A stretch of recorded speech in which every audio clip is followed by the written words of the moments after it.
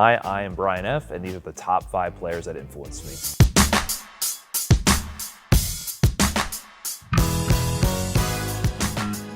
I'm going earliest to most recent, I guess. I have to give a big shout out to JC. JC is a player from South Florida who took me kind of under his wing in the Street Fighter 4 days when I was in college. He was attending the same university as me. I thought I was hot stuff. I thought I was really good. And then he showed up to the locals and beat me mercilessly. But since then, he took me under his wing. We used to play all the time, and he kind of got me more into the competitive sphere and taught me to play at a much higher level and kind of got me started in the competition for fighting games. One of the earliest players that inspired me was, of course, PR Balrog. I was a Balrog exclusive main in Street Fighter 4 and for a long time in 5 as well. And PR Balrog, I mean, it's in the name, he was the Balrog player. If you played that character, you watched him religiously and copied everything he did. I would be watching every match he played in, every stream, every YouTube video I could find. So he definitely influenced me and taught me a lot about the character without him even knowing. A dedicated high-level main of your character, like I watched a lot of PR Rog. It just helps because you can even just copy paste what they're doing. You can learn from them beyond just like combos and setups and tech, like the more psychological aspects, like conditioning your opponents. You can start to recognize why these tactics and techniques work, even without even understanding what you're watching. Just steal your opponent's tech. Eventually, you can learn through practice why they're so great. Find it! Out of the air! He's dead! He's dead! He got him! He got him! PR Balrog, that was ridiculously clutch. So the next player that inspired me a lot, I would have to say is Sakonoko. This time, I'm watching a lot of PR Balrog, but then Sako, he started showing up to American tournaments in like the 2011 era of Street Fighter 4, and he's doing things that I did not know were humanly possible to do. He's sitting on a, oh! He goes for the shenanigans! And he's got him from the front! Sakonoko! Every character he touched, he made his own. It had its own unique spin. It was the most optimal version of that character possible. Watching Sako, it made you understand more about the game engine a lot of the time because he would do things that you didn't understand were possible. And so you would see it the first time and you'd be like, wait, how is this combo working? How is this technique working? And when you would replicate it in training mode, I remember, like, for example, one of the most famous things he ever did was the Sako Evo Ryu loops on Rufus, which let you get like this whole extra rep of the stomp combos that Evo Ryu did, completely unique to that matchup. From watching his playstyle, I always was inspired to try to pull off the hard combo to be as optimal as possible, even if my execution never got quite as good as his, because he's the execution god. He always inspired me to keep grinding in training mode and to try to find my own unique combos. He would show up to a tournament and you would just learn things with the game that there was no other way to really get that information unless you were a scientist of his caliber at the time, which is different today because I think also games are a bit more streamlined in a way and information travels a lot faster. Like you'll see optimal combos day one on Twitter when a character drops. And there's sometimes new push for new tech, but Sako and that era, just the way information traveled, it was very special because he would show up to a tournament once every couple of months and only at that time, live in bracket, when he's beating up some of the best players on the planet, would you see the new tech revealed. Just like that, Sako answers back. They don't call me a god for nothing. So the third player who inspired me, I think he's going to be on a lot of people's lists. It's of course Daigo. So Daigo, when I started joining the scene, I'm an 09er. He was already a legend at that time. I watched his second Evo victory. The first one I missed, 2009 Evo. Second one I got to watch live streamed. He's just always been this persistent figure of always working to improve. And I think that's an important mentality to embrace with fighting games. And it's in the book, the will to keep winning. And even today, he's out here. We're in Milwaukee, he's competing, which I never thought in a million years that I would see Daigo in Milwaukee competing in Street Fighter 6, and it's 2024, and I was watching him back in 2010. And so to be playing at such a high level for so long. That's the beast. That's the beast. This is also old school versus new school right here. If you think about Daigo, he's been playing in the 90s. I mean, yeah. The 90s. It's reassuring because, you know, kids these days, they're nice. You know, sometimes you show up to tournaments, I'm getting older these days. You're competing with people much younger than you who are learning quicker and have more resources than ever. It's always inspiring to know that it's a personal journey. And it's about competing with yourself and your past self and trying to improve upon that. And I think Daigo is just kind of like the human embodiment of that. I do have a specific story, actually. I remember my first ever interaction with Daigo. It barely qualifies as an interaction, but it was Final Round 2015. And this is coming up on the end of Street Fighter 4's life. And I didn't get to go to many big tournaments for that game. I was broke in college, so I could make it to final round. And I did pretty good. I had some good wins for myself, but I lost to Momochi, and then I lost to like a Florida Sea Viper player who I had beaten many times in tournament, and then I lost to him at the big one, right? And you know, making the salty walk back to my hotel, and the hotel was like down the road, like way out of the way, some cheap hotel far from the venue, so I had to do the long walk back. And I just remember like, man, why am I even here? What's the point? You know, going through it. And then I'm crossing over an overpass over a highway to get to my sketchy hotel, and I look up and Daigo is walking towards me. Strangest place in the world. I feel like I'm crossing paths with this guy who I've watched for hundreds of hours at that point. And I just give him a little nod, he nods back, and I think, okay, I can go again. I can go back to training mode and try again, right? And so weird how that moment meant probably so much to me at the moment, and it meant nothing to him because he doesn't even know who I am. And I was like, this guy just represents so much to me. Like, why was Daigo also in that sketchy area? It was a really bad area. It was far away from the venue.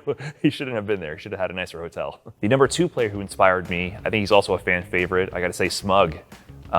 This is more kind of like my Street Fighter 5 era. I played a lot of Balrog, and then I also played some G. So Smug is a person who inspired me not just in game, but also in content creation as well. Smug was kind of the trailblazer really for doing the competitive player streaming and YouTube sort of pipeline. And he was cooking up people with Balrog and doing it with style. Pressing buttons for boy. You had to look at my frame tracks. You looky, but no touchy. I didn't tell you to press buttons. You had to block. Bringing entertainment and getting people into the scene all at the same time. And so I found that very inspiring myself. I later got more into content creation and sort of inspired by the way he approached that. But also the gameplay, right? We played the same characters. He played Rog. I was definitely trying to compete with him and copy his tech as well. And then when he was playing G, he was the G. I used a pocket G for some matches here and there, and I was studying every one of his videos because he would just style on people. He made that character look so much more flashy than he is at a base level. Like, Smug really brought that character to another level. I remember for a long time, there really wasn't much of the personal or the individual player content creator lane, really. That didn't exist. I think Smug is the guy you can look to, at least in the American FGC, who really made that sort of a legitimate path to take.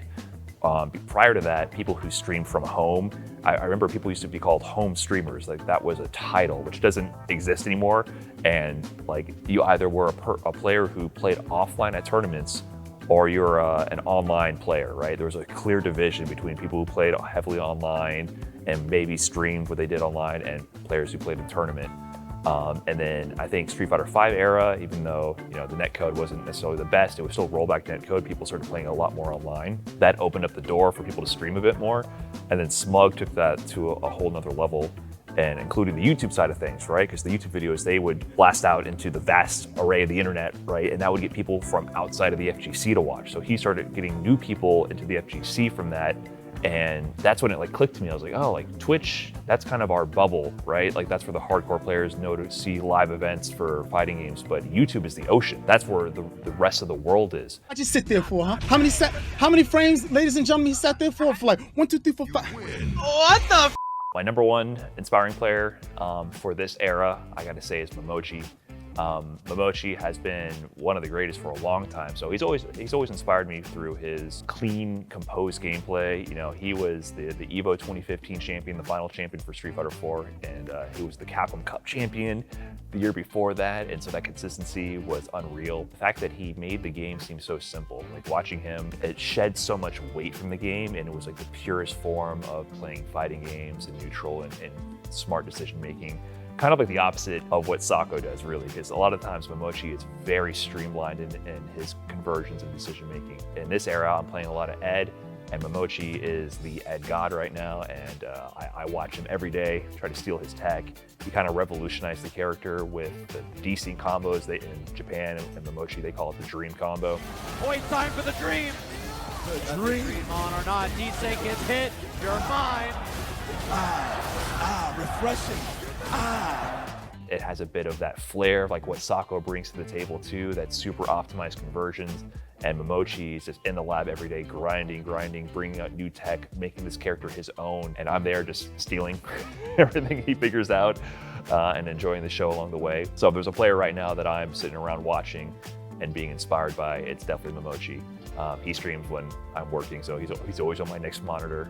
I'm looking over, clipping whatever, stealing it all, and trying to get to his level. Oh, I guess I should bring that up. I guess I do also owe Momochi a lot because one of my biggest breakout performances, if you want to call it that, was Final Round 2017.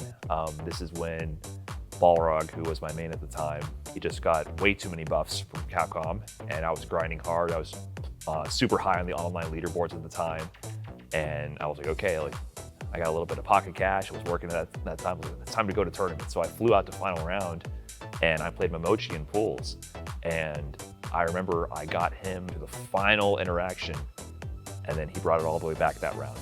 Then I had the next round. I got him to the final hit, one jab away, and then he brought it all the way back again. Jumping, yes, there it is. Oh! Momochi! And then the next game was kind of the same. I got him all the way to the end. He brought it back again, and I ended up losing that set 2-1 to Momochi when I should have won the whole thing like 2 or 3 times. That set got my social media blowing up more than anything else I'd ever done. And I think it's because I lost that set. I think if I had won that set, the attitude at the time was, oh, Balrog is so stupid. Only scrubs play that character. It carries you, right?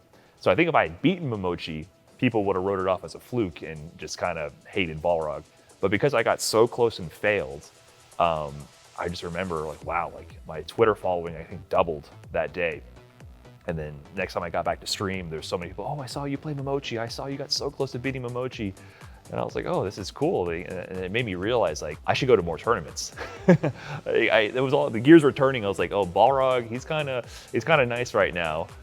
This might not ever happen again. It's time to go to more tournaments. So that year, 2017, after that moment with Momochi, I went to more tournaments than I've ever been to in my entire life. Like that year, I grinded everything. And so I guess I got to give a big shout out to Momochi for that, for beating me in Final Round 2017, kind of kickstarted my offline touring adventures and kind of got me to where I am today to become a competitive player and a content creator. Your Texas Showdown 2024 Street Fighter 6 champion, Brian F.